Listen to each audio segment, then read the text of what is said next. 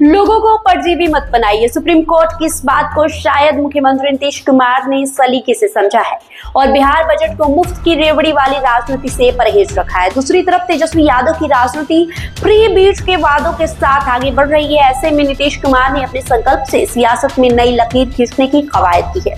हालांकि अभी बिहार विधानसभा चुनाव की घोषणा में देरी है और इस दौरान उनकी ओर से कई लोक लुभावन घोषणाएं की जा सकती है, लेकिन बजट में ऐसा कुछ भी नहीं दिखा जो मुफ्त की रेवड़ी वाली राजनीति का इशारा करती है और वो महिला सशक्तिकरण के लिए काम करते रहेंगे, ऐसा जरूर है।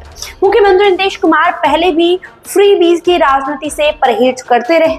एक बार फिर से उन्होंने सियासत की अपनी लीक पर विश्वास किया है। दरअसल मुख्यमंत्री नीतीश कुमार बीते 19 वर्षों में जब से वो बिहार के मुख्यमंत्री बने हुए हैं, अपनी सियासत के जरिए ऐसी फ्री बीज की राजनीति से किनारा कर रखे हैं जो मुफ्तखोरी को बढ़ावा दे। सीएम की ऐसी सियासत के एकदम खिलाफ है। ये बात तब भी सामने आई जब वो इंडिया अलायंस के हिस्सा थे, लेकिन दिल्ली के मुख्यमंत्री अरविंद केजरीवाल की फ्री बीज की राजनीति का विरोध किया था। तब केजरीवाल लगातार बिजली मुफ्त देने की घोषणा कर रहे थे और इसको दिल्ली चुनाव में भी उन्होंने मुद्दा बनाया था और इस पर जीत भी हासिल की थी। वहीं पंजाब और गुजरात विधानसभा चुनाव में उन्होंने यानी कि अरविंद केजरीवाल ने 300 यूनिट प्रति महीने मुफ्त बिजली देने का वादा किया था। इस पूरे देश स्तर पर लागू करने की मांग वो करते रहे। वहीं बिहार के मुख्यमंत्री नीतीश कुमार ने तब भी इसे बेमतलब कहा था। बात 2022 की है। ऐसा नहीं है कि मुख्यमंत्री नीतीश कुमार की सरकार बिहार में उपभोक्ताओं को राहत नहीं देती। तरीका दूसरा है। ये सब्सिडी के जरिए उपभोक्ताओं को दिया जाता है, लेकिन सीधे तौर पर मुफ्त बिजली नहीं दी जाती है। आपको बता दें कि इसी दौर में अरविंद केजरीवाल ने पूरे देश में फ्री बिजली, पानी के साथ स्वास्थ्य और शिक्षा मुफ्त करने की वकालत की थी। इससे इतर नीतीश कुमार ने बिजली के लिए वन नेशन वन टैरिफ की मांग की थी। नीतीश कुमार का पक्ष ये था कि बिहार पर बिजली पर हर राज्य में अलग अलग टैरिफ रखना मुनासिब नहीं है। राज्य को वित्तीय क्षति होती है। जाहिर तौर पर नीतीश कुमार ने सीधा संकेत यहाँ दिया था कि वो फ्री बीज की राजनीति नहीं करती, लेकिन लोक कल्याण की बातों से उन्हें परहेज नहीं है।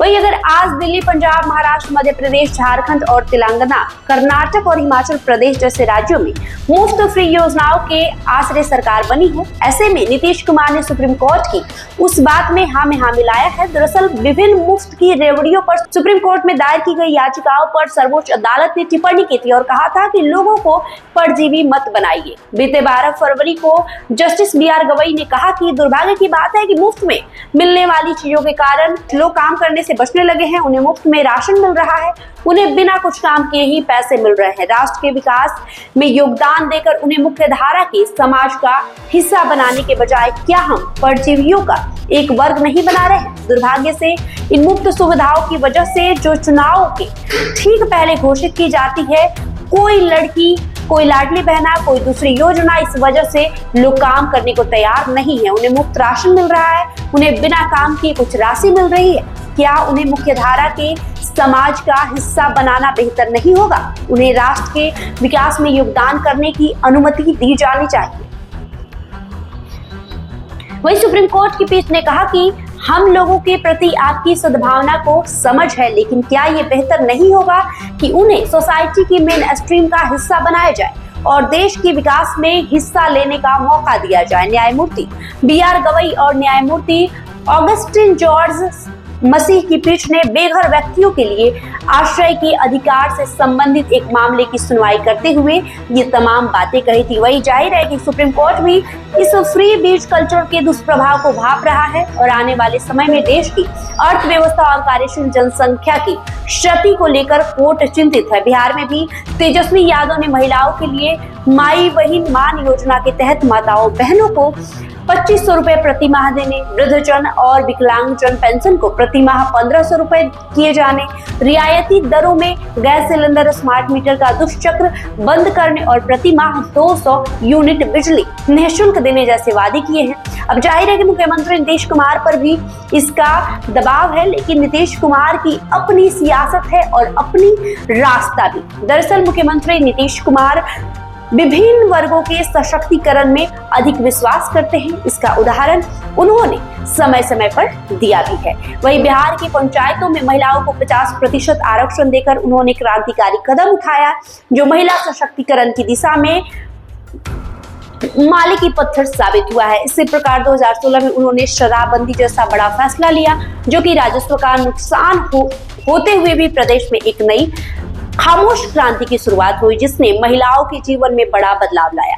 इसके अलावा मुख्यमंत्री नीतीश कुमार ने अपने पहले ही कार्यकाल में बालिकाओं के विकास के लिए मुफ्त साइकिल और पोशाक योजनाओं की शुरुआत की। इसके बाद इसका दायरा बढ़ा और गरीब तबके के बच्चों के लिए भी मुफ्त में साइकिल की व्यवस्था की गई और पोशाक भी दिए गए। वही बात के दौरान में उन्होंने महादलित श्रेणी बनाकर अत्यंत गरीब लोगों की भी राहत पहुंचाने के लिए कई योजनाएं लाई। बिहार में भी विधानसभा चुनाव होने हैं और उन पर लगातार दबाव है कि वो भी मुफ्त की योजनाओं की घोषणा कर दे। विधानसभा चुनाव से पहले ही नेता प्रतिपक्ष तेजस्वी यादव ने तमाम ऐसे वादे किए हैं जो बिहार में फ्री बीज पॉलिटिक्स के बढ़ने के संकेत है, जबकि मुख्यमंत्री नीतीश कुमार भी विधानसभा चुनाव की तैयारी कर रहे हैं और सामने विपक्ष की ओर से लगातार फ्री बीज जैसी घोषणाएं की जा रही है। ऐसे में उनके सामने चुनौती है, लेकिन नीतीश सरकार ने बिहार बजट में ऐसा कोई प्रावधान नहीं किया जो राज्य पर अतिरिक्त आर्थिक बोझ हो। 3,17,000 करोड़ के बजट के बावजूद फ्री बीज की कोई योजना नहीं है। बहरहाल आपको इस खबर को लेकर जो भी प्रतिक्रिया है कमेंट बॉक्स में लिखकर जरूर बताएं। बहुत बहुत शुक्रिया।